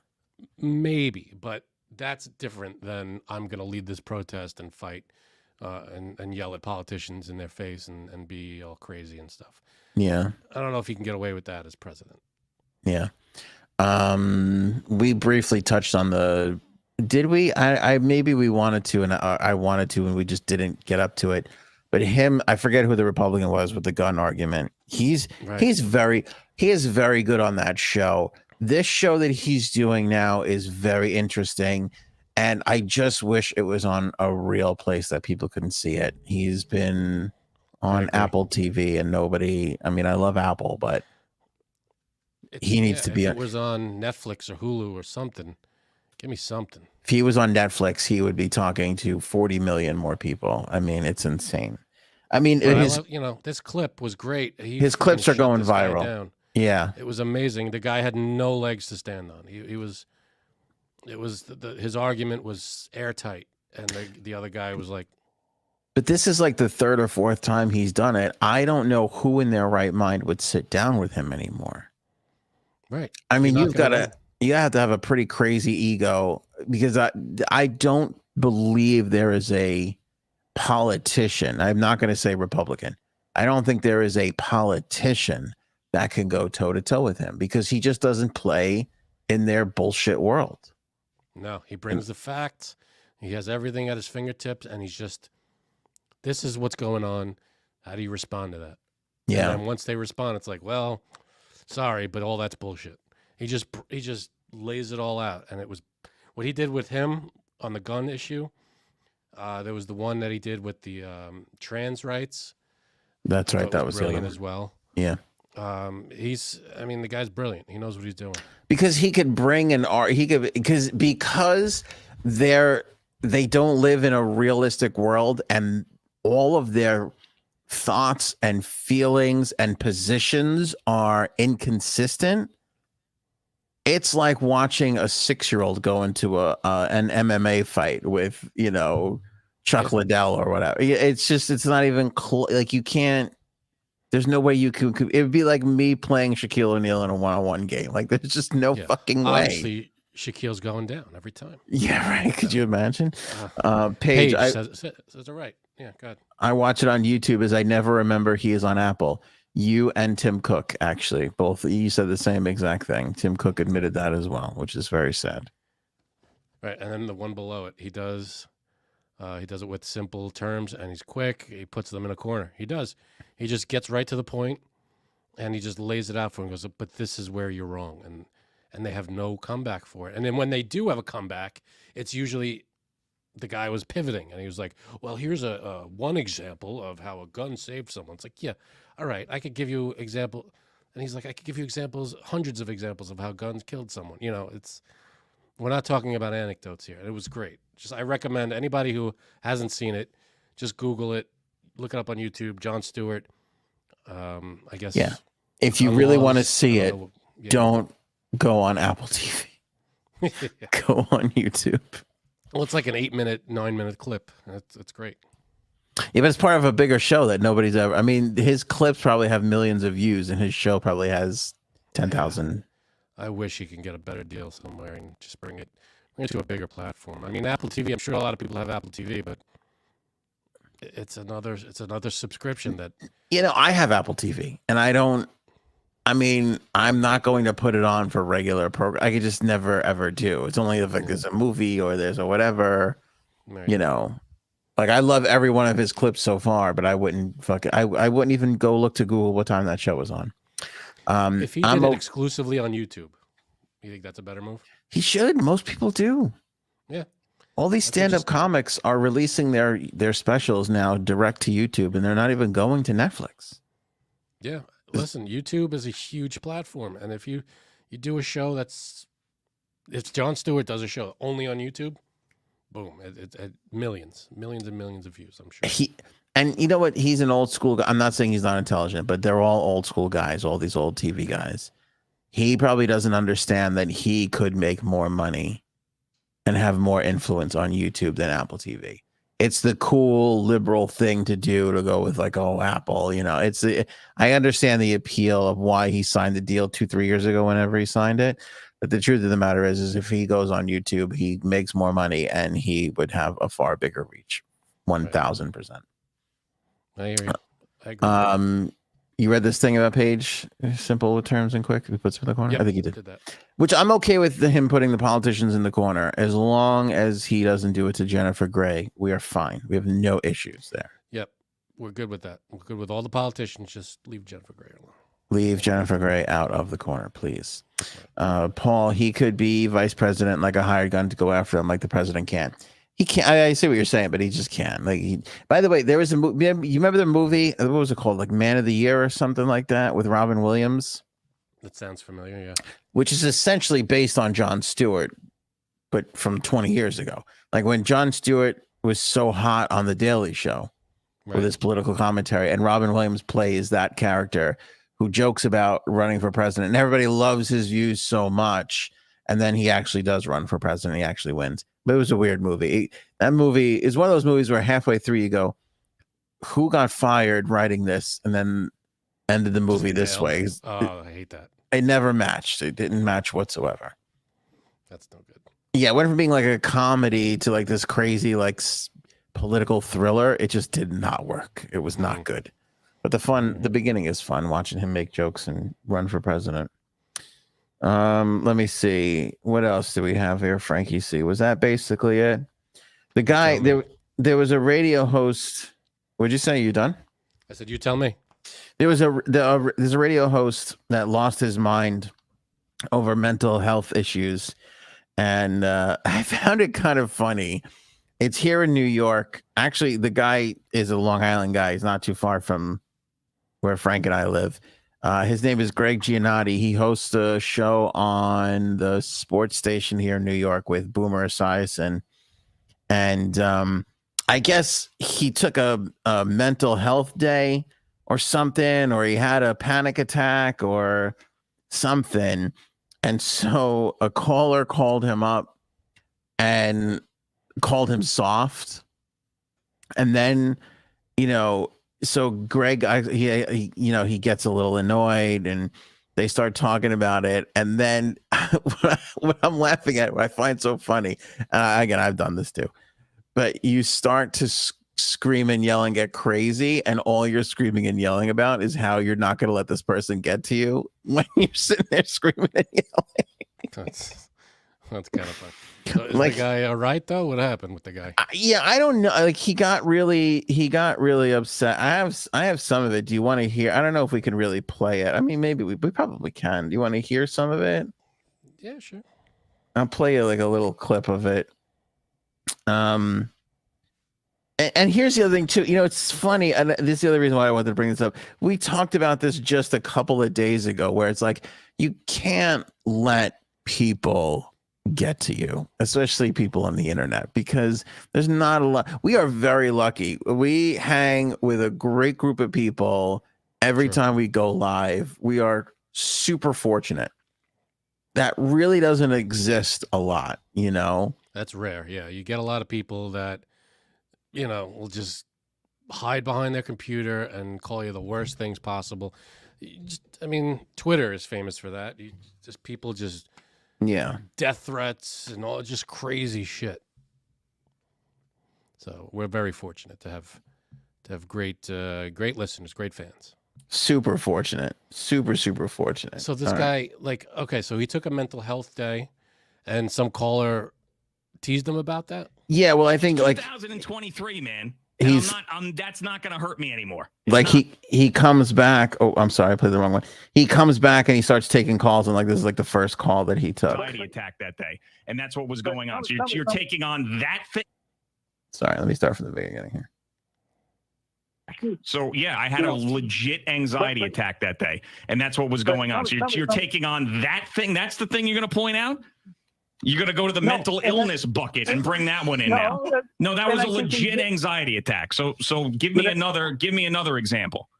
In general, I think you're soft. You can't keep yourself on since high school. You couldn't keep yourself on a playing field. What are you talking about? What do you mean I couldn't? I have to stop this here. The guy goes, "You're soft," and then he goes, "In high school, you couldn't keep yourself on a playing field," and I kind of look at that and I go, "You're worried about what this guy did in his high school sports career? I mean, there's a clear loser here, and I got news for you. It ain't the guy who took a mental health day." You're allowed to take mental health days when you need them. You get yourself right. You get back to it. Frank, if you gave me two people and one guy took a mental health day and the other guy was criticizing his high school sports career, I'd be like, let's get that guy on the couch because that guy needs some therapy. You're soft, and let me tell you why. Because in high school, you couldn't hack it. Remember 30 years ago when you did this one thing? It's like, no, I don't even. What are you talking about? And he got to, and what upsets me, and I'm sure Greg is a good host. He made it to New York City. Obviously, he's got some talent. But if I'm Greg, I'd be like, I'm making God knows how much more than you. You're listening to me, and you want to fucking attack my high school sports career? Like, are you fucking kidding me? Like, he should have taken him to task on that. Good at playing sports. You're always injured, and they show that clip of you running down the first baseline. Yeah, I got it. Yeah, because I was fat and out of shape and had a bad hamstring. What are you, like? You run marathons or something? I don't understand. I'm not an athlete. I'm a talk show host. What does that have to do with anything? No, I don't run marathons. Okay, so what is me not being an athlete? All right, so it's a lot of arguing. I want to skip to this part. Tell that to guy like Kevin Love. Kevin Love, who, by the way, in the NBA suffers from anxiety. He doesn't get hurt. He's not soft. He plays professional sports that live up to your standard bill in Connecticut. He's got anxiety. Is that okay? Is that okay? Let me skip ahead a little bit here. I don't blame him. Good for him to stand up for himself. The last thing that people are who confront their mental issues to have a better life for them and their families is soft. That's the last effing thing. I'm of the old school. No, you're not. You're an idiot. You're an idiot who hasn't developed. Don't give me that crap. Don't ever bring that crap in here again. You're soft if you're mentally ill or have anxiety. Bang the desk. I swear to God, if you were in front of me right now, I'd show you what soft is. You think he was talking about his penis? Maybe. I'm with him. I'm on his side. He slams the desk and he just takes his headphones off, and that was it. I'd be pissed. You're kind of poking fun at a guy's mental, anxiety. That's a serious shit. You got to. It's hard. Sometimes it's hard for people to deal with, and people struggle every day, and that's what they go through. And you have to take a mental day. You got to take a mental day. That's what it is. That's life. It gets overwhelming sometimes. So, bravo for this guy. I see no problem with the way this guy, the way he reacted. He was pissed at a caller making light of his issues. You know. Does it help at all that he wasn't good at high school sports? Does that help the caller's argument at all? You know, it doesn't hurt his argument. Yeah, but remember when you were in high school and you weren't good at sports? Oh, you're right. If I were him, I would be like, you're right, I am soft. Good point. Yeah, because 30, 40 years ago, yeah, I had to sit out a couple of games. Yeah, what the? And the guy goes, yeah, but I saw that clip of you. And like, the clip of me, like, how fucking obsessed is this Bill in Connecticut? No, but let me tell you what I really have a problem with. I don't know what the other guy's name is, but fucking Boomer Esiason sat there snickering the whole time. It didn't say two fucking words. Like, you can't jump in there and help out your bud who's getting, who's clearly getting upset. Yeah. Over being called soft and shit. And, he's fucking sitting there like, he kind of laughs and snickers a little bit. I mean, obviously this guy on the phone doesn't know what he's talking about. Mental illness is a real thing. People go through it. And yeah, if you're a Boomer, you gotta have your buddies back. And if you're the guy, what was his name? Greg Giannotti. Greg Giannotti. Yeah, sometimes you got to take a day. You got to just reset and do what you got to do to take care of yourself. There is no shame in that game. Anybody out there who's got a problem like that, got some kind of mental, issues going on, you got to take your time. Do you? More power to you. Get yourself right. Do what you got to do. See a therapist. Take medication. Whatever it is, there's no shame in it.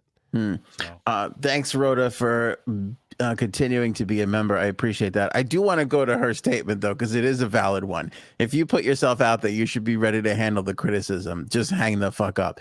You are a talk show host that takes calls. Like, you're gonna get but he's attacked. Responding to it. I know, but I mean, he shouldn't let it bother him. Like, the fact that he gets to him is not a good look. He did. Yeah, no, I know what you mean. It did get to him. But again, we're all human. The guy reacted because he was being attacked. Yeah. I get it. He didn't punch the guy. He didn't, curse him out. But he's, maybe he yelled a bit. But I don't know why he's saying I took like, he should just be like, I took a day. Let me tell you something. These fucking radio people in New York, especially, get 9 weeks off a year. Like, you know what I mean? Like, who be like, I took a day off to stick a finger up my ass. Like, who cares? What difference does it make? Right. It's nobody's business. But you should, also on the other side of the coin, you shouldn't be, if you have to take a mental day, that's nothing to be ashamed of. You should be allowed to say, yeah, I took a mental day. Is it bad that I feel because he got upset that he's soft? Is that bad? It's a little bad. Okay. So I think Boomer thinks he's soft. I think Boomer Esiason feels that Greg is soft. That's my personal opinion. His response to that should be, okay, Boomer. Okay, Boomer. I don't know who the other guy is, but the other guy is sitting there like this, kind of like smirking throughout the entire thing. And I can't help it. Yeah, there's video. It's on just audio. It's on Twitter. It's on Awful Announcing. Let me tweet the link here. I can't help but think that they're not laughing at Greg a little bit. Like, I can't help but think that, which is kind of fucked up, but also that's kind of like what we do. Like, if one of us is in the fucking hole, the other two are going to laugh. So I understand that. Yeah, but not if you're going through something serious and someone's attacking you and you're obviously not laughing about it. I'm not gonna step on you. I'm not gonna kick you while you're down. Who have I been friends with then for the last 25 years? Well, not who's that guy? When we get off the air, I might rib you a little bit, but well, that's the thing. Can I say this without you being offended? I don't know what you're gonna say. Can I say something you have no idea what I'm gonna say? You have softened your edge quite a bit. When did I ever have an edge? No, Frank at 25 could swing and knock anybody out with a line as big or as bad or however you want to say it as anybody else could. You don't go for the jugular as much as you used to. You will on occasion. You will on occasion with me now. but it's not as often as it used to be. Well, I call shenanigans. I don't know what line you think I would throw out at 25. If we were talking and bullshitting like we do now at 25, you could count how many times Frank slams Anthony in the 20s or 30s over the course of like a 2-hour conversation. Now there might be 2, maybe. That's not true at all. I think so. I think you've softened with age. I still think you're an asshole. Count it. I don't know if we've had any other this episode, but you will do it with me. You don't do it with a lot of other people. I rarely ever see you tease a listener. Rarely. Well, I don't like to tease people. When do I ever see? Back, I would tease our friends. We do that all the time. Back when I was 25, I didn't have a show. I wasn't a professional anything at 25. When I'm on the air, when I'm doing stuff, I don't tease people. I'll tease our friends. At personal level, I would tease. Like I'll tease you. I'll tease J Sabs, but I'm not gonna tease someone I don't know. I'm not gonna, What do you mean by I'm not going to throw shots at people unless it's like a politician or someone that's can take it. Yes, but I think you would. Like I said, all I could say is you would slam me more back in the day, and you don't as slam much. You more? No, because I've softened with age too. All right. No, but I'm just saying, like I don't. You're not as the claws aren't as sharp as they used to be. Not a bad way. I'm saying, like, we all, Shut up. All right. Have you had enough? What was my point? Yeah, with this, I forget now. You got me. You said I was soft when I was softer than 15 years ago. It's different though. He's mentally soft. You've softened your edge. You don't swing as much as you used to. When did I swing? See, that's the thing. I don't know what this. I wasn't. Who you think I was? Andrew Dice Clay back in the day. I really. Hold on. This is a good theory coming in from Paige. Is it any truth to this that you leave parties early to throw out those slams? Are you holding in the slams and just saying them on the way home? Yeah, that's what. No, I. Is that why you're leaving early? See, my standards, my slamdards have. The bar has risen. I only throw them out there when they're so good that they can't be, Got it. Back in the day, I used to throw out whatever stuck, but now you're more selective. I'm more selective. My standards have to be higher. Frank wants to know how old is Ant calling Frank old. Frank is so much more disgustingly old than I am. It's ridiculous. Like you're looking at an old person here. And a young and vibrant person here. We're not even anywhere near the same age. Don't let him tell you anything different. Right. Yeah, support Greg Giudice. You're going to keep an eye on him. I also think that people are just fatigued with this mental health stuff. No, they're not. People have mental issues. It's nothing to be ashamed. Why am I fatigued? What do you mean? What I mean, I think people are fatigued. Dick. Gloves are off now, buddy. I think if you asked most people, 95% of people would be like, yeah, people get mentally exhausted and need to take a day away from the bullshit. Like nobody would have a problem with that. We all feel the same way. But I think that the term, I think they hear so many people talking about I need a mental health day that it just grows fatigue. For example, if I go, God, I'm starving, or I'm so fucking hungry. God, like if you say that you're starving to somebody who's hungry and hasn't eaten for a longer period of time than you, they're going to be like, will you shut the fuck up already? Like, no, we're all hungry. That's like saying people, there are people who exaggerate. There are people who say oh, that, if something's out of order, they go, oh, my OCD kicks in. When serious, when they're just exaggerating. Right. And it's, people with severe OCD would be like, you don't know what OCD is. Nobody's starving. Right. You're hungry. Yeah. There are people who exaggerate, but there are, that shouldn't take away from people that do need serious. It shouldn't, but I think it does. I think people, mental health.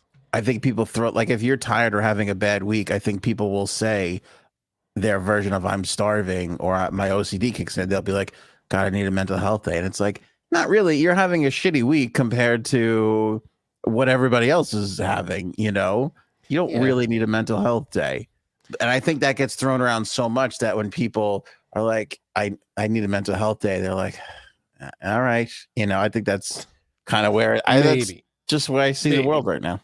That's true, but there are people.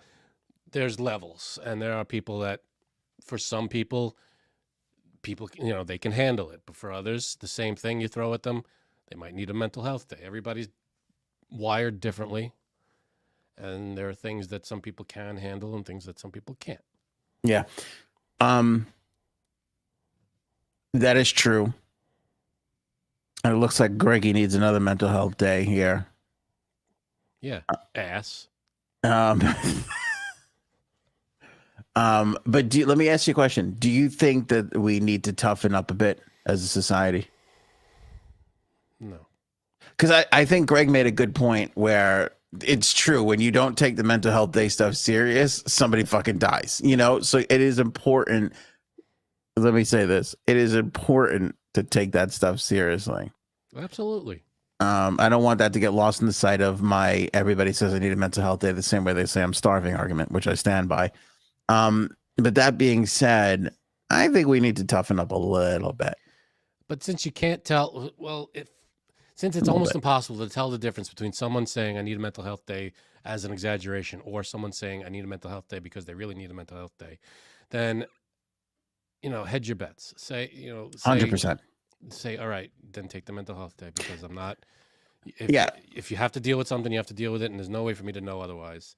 Not that any of us are responsible to the other one, but like if we were gonna go hang out, and you're like, I can't do it, I gotta take a mental health day, I'd be like, all right. Like I wouldn't be like, come on, bro. Like I wouldn't say that to anybody. I would always err on. What's that? Maybe 15 years ago you would have. 15 years ago I would have. I would be like, you fucking like, dick, get out.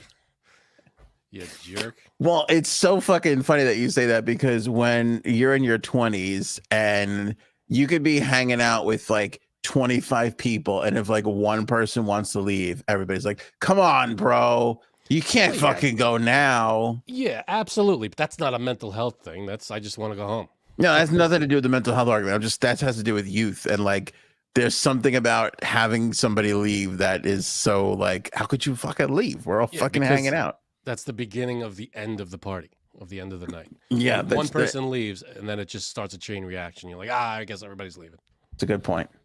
Yeah, that is a good point. That's why I leave. I like to end the party. I do think we need to be a little tougher. You know what I kind of feel like, and I'm not one of these end of the world guys. I'm not on Fox News or CNN. It's not all coming down. But I do worry sometimes that, like, as Americans, like, I do see the similarities between the Roman Empire and America. It's like when you get to the top and you're just like cruising along in charge and kind of times are good, you start to get a little fatter, a little lazier, a little slower. You know, I do kind of feel like, you know, if we don't toughen up a bit, get back on track a little bit, you know. I think the people who need to be tough are the right amount of tough. That's true. You do have the tough. We're not fighting any wars, you and I. But the people who are tough are tough. That, you know, people that need to defend us are doing one hell of a job.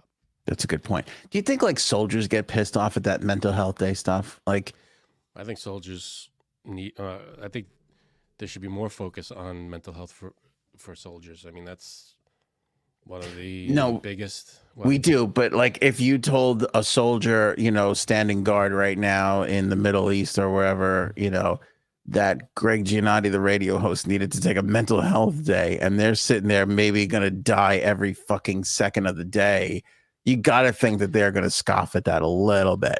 Maybe a little, but they're also, you know, to a certain degree, they're trained, you know, to handle stuff like that.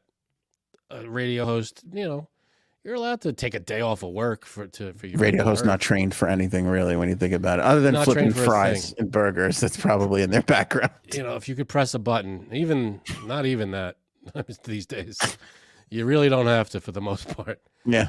You know, if you want to take a day off from talking for 4 straight hours, you know, because sometimes you need to. Sometimes you need to just calm your head down. I get it. Yeah, if you're in, you got to be prepared for like. There is that. Every occupation has, you know, stuff that you just need a break from. I get it. Paige, I agree with Anthony too. The Masters needs to build up hard work, sweat, resiliency again. I think that when you're on top, it's easy. Everybody's trying to get your spot, so it's easy to slip. Is what I'm saying. I think we work hard as a country. I mean, it's not, you know, we're not, you know, working like in the mines as much as we used to, but I think a lot of that has changed because we don't have to. You know, the technology has changed the old ways that we used to work to make it less stressful, hopefully. You know, yeah, 50 years ago we used to work, you know, I guess it used to be tough. Work used to be tougher because technology wasn't there, I think. People keep pushing this 4-day work week, and I am for it. I just think that we waste in a 5-day work week. I really think over the course of a day, when you add it all up at the end of the week, you've wasted an entire day. Like if you got down to 4 days of just no bullshit, like stop having cake for Sue on her birthday, like let's fucking go. I think you can get to a 4-day work week. Sue's turning 50, and if we don't have a cake for Sue, fuck Sue and her bullshit. I got news for you. I got news for you. Sue, when everybody leaves work, is dunking all everybody's pen in the toilet before she leaves. Well, then Sue should be, you know, taken to I have a problem with Sue. Then I'm going to take it up with HR. Paul, focus on the present moment. Here's my big issue with mental issues. It's not as easy as I have a cold, I take medicine. You know, it's one of those things where it is so vast, and it's so, is it talking to someone? Is it therapy? Is it medication? Like we just don't have a clear-cut solution, which is why I hate it as an issue so much. Yeah, with mental health, there's such a range of what works for 10 people don't work for the next 30 people. Like that's what's so frustrating about the whole thing. Yeah, it's sometimes, again, I just need a break, and I get it. You need a mental break, and that may not have been a thing 50 years ago, or maybe it was. People took the day and they just didn't say I need a mental health day, but now it's a thing. And it's all right to admit it. That's the thing. That's why I think that's the change. People did it years ago, but they didn't say it was a mental health day. They just took the day off because they were tired of going to work, or they just needed a day to rest. Yeah. People did it, but now it's okay to say I need it as a mental health day. Back in the Don Draper days of the 60s and the 70s, you just got a little drunk a little earlier in the office, went out and fucked somebody behind your wife's back. That was the way they handled that, you know. Yeah. You know, not advisable these days. And it's true. And then if you didn't do that, you just killed yourself, which is not, again, that's what everybody's trying to avoid, you know. Yeah, but we're advancing as a society, so that's where that leads to advancements. Agreed. But it's weird to have a problem where you're like, stop crying with your bullshit. You have that feeling, and then you're also like, if you're gonna kill yourself, don't. Like I don't want you to kill yourself, but I also don't want your bullshit like in my face. I need the TPS reports done by tomorrow. But you need to. Hey, listen, I'm all for mental health days. You gotta get yourself right when you gotta get yourself right. I think we should have a mental health holiday like the 4th of July or Thanksgiving. Like we need to stick a mental health. Just get away from me with your bullshit day sometime in February. February would be good. Yeah, February is good. We need a day that there's a month that there's no holidays, like August. There's really not any national everybody has a day off in August, right? You're right, because Labor Day, you get that's September, really. That's September. 4th of July. There's really nothing where everybody has off in August. Every other month, there's a mandatory holiday. There's a federal holiday, I think. I didn't think of this. Maybe we should get away from me with your bullshit day into August. That'd be nice. It's nicer weather for most of us. Nice weather. You go outside, enjoy the day. Glass of That'd be lemonade. nice. That would be nice. Oh, some fucking lemonade. See, lemonade and a nice walk could cure mental illness. There's just no way of knowing. Everybody's got their own little way to it. I'm sure it would help some people. I kill for a glass of lemonade right now. Show me potato salad with some vodka. Got a Snapple here, dude. Maybe we should go now. Go ahead. Yeah, well, listen, we did mental health on this episode. We'll tackle diabetes on the next one.